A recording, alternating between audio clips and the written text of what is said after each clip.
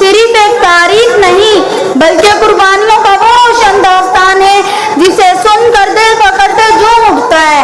आज 14 अगस्त है, पाकिस्तान का यौम आज़ादी, वो दिन जब हमें एक आज़ाद मुल्क मिला, एक ऐसा वतन जिसको ख्वाब इल्हामा इकबाल ने देखा और कायद आज़म ने हकीकत बनाया।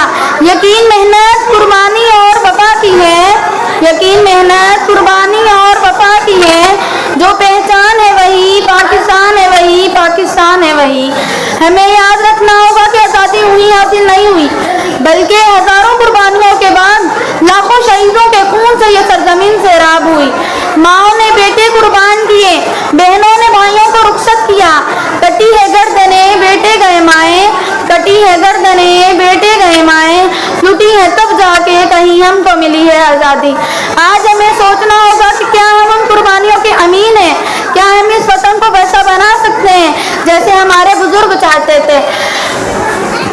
पाकिस्तान, हमें वादा करना होगा कि हम नफरत नहीं मोहब्बत फैलाएंगे, हम करप्शन नहीं ईमानदारी फरोग देंगे, हम पाकिस्तान को इल्म, अमन, इत्तेहाद और तरक्की का गवारा बनाएंगे।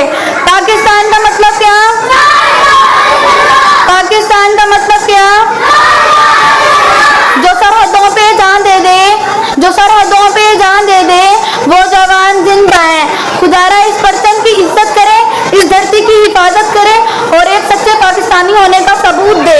खुदा करे कि मेरे एक भी हम वतन साथियों के लिए एहाद जुर्म ना हो, जिंदगी बाबाल ना हो। आखिर में दुआ है कि अल्लाह पाक हमारा पाकिस्तान सलामत रखे, तरक्की दे और हमें इसका सच्चा खादिम बनाए। आमीन। पाकिस्तान